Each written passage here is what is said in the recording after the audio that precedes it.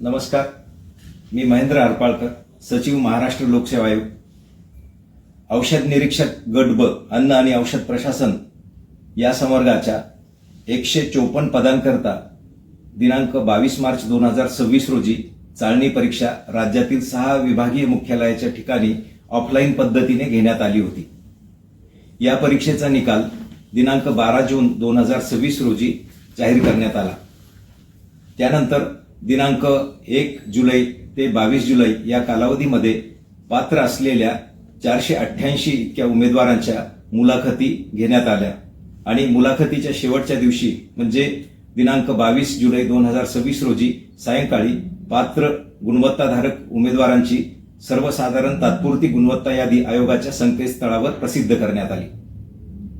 त्यानंतर दिनांक 21 जुलै रोजी एका गौरव पाटील नावाच्या ईमेल आयडी वरून दिनांक 22 मार्च 2026 रोजी जी परीक्षा झालेली होती त्या परीक्षेमधील प्रश्नपत्रिका फुटली असल्याबाबत व तिचा लाभ एका उमेदवाराला झाला असल्याबाबतची तक्रार आयोगाच्या कार्यालयाला प्राप्त झाली होती.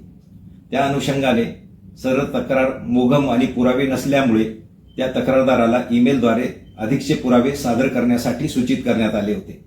त्यानुसार त्या तक्रारदाराने म्हणजेच गौरव पाटील या नामक व्यक्तीने दिनांक 23 रोजी आयोगाच्या कार्यालयामध्ये ईमेलद्वारे हे पुरावे सादर केलेले आहेत. या पुराव्याच्या अनुषंगाने त्याची तपासणी चालू असून दिनांक 27 म्हणजे आज रोजी 27 जुलै रोजी तक्रारदार व त्यांनी ज्यांच्याबद्दल लाभ झाला आहे असं नमूद केलं होतं असे उमेदवार या दोघांनाही आयोगाच्या कार्यालयामध्ये त्यांच्या तक्रारी संदर्भात विचारपूस करण्यासाठी बोलवण्यात आलं होतं. हे दोघेही आज अनुपस्थित आहेत, आलेले नाहीत. दरम्यान काल संध्याकाळच्या ईमेलद्वारे जो आज सकाळी प्राप्त झाला त्याच्यामध्ये जे तक्रारदार आहे त्यांनी ही तक्रार त्याचा एक मित्र ऋषिकेश गांगर्डे याने भ्रम फैलवण्यासाठी केलेली असून तो स्वतः गांगर्डे हा उत्तीर्ण झालेला नाही.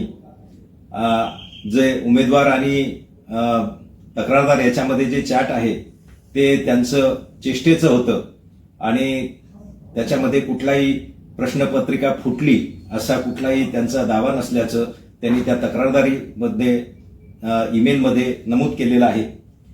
आयोगाने हे सर्व प्रकरण अत्यंत गांभीर्याने घेतलेलं असून संबंधित तक्रारदार यांनी सादर केलेले पुरावे, उमेदवार यांनी सादर केलेले त्याचे म्हणणे या सर्व प्रकरणामध्ये इतरही काही तक्रारदार अथवा उमेदवार ज्यांचे नावं या तक्रारीमध्ये आहेत त्यांनी निवेदनं ईमेलद्वारे सादर केलेले आहेत.